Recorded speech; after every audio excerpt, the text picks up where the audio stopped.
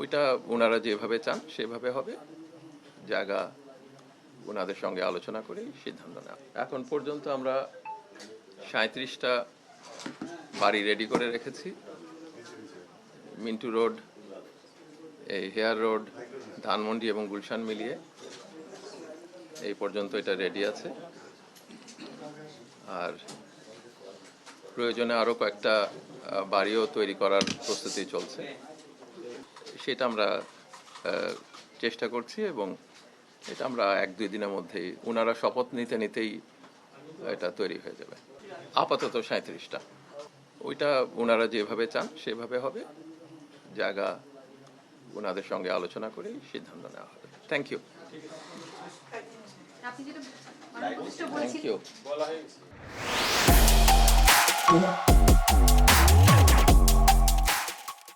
সাকসেসরস note রেখে যাচ্ছি। আমরা গণঅভ্যুত্থানের মধ্যে দিয়ে যে সরকার দেশের দায়িত্ব নিয়েছিল, আমরা 18 মাস জনগণের স্বার্থে রাষ্ট্রে যে গত 15.5 বছরের যে ফ্যাসিবাদী শাসন, তার থেকে দেশকে একটা নতুন গতির মধ্যে নিয়ে আসার জন্য চেষ্টা করেছি। জনগণের কাছে দায়বদ্ধ থাকার চেষ্টা করেছি আমাদের কাজের জন্য, এবং সেই আকাঙ্ক্ষা বাস্তবায়নের জন্য চেষ্টা করেই আমাদের সাকসেসরস নোট রেখে যাচ্ছি 3টা মন্ত্রণালয়তেই।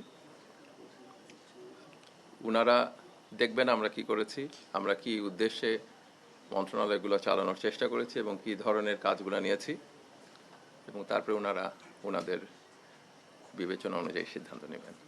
টিআইবিকে জিজ্ঞেস করেন, কারণ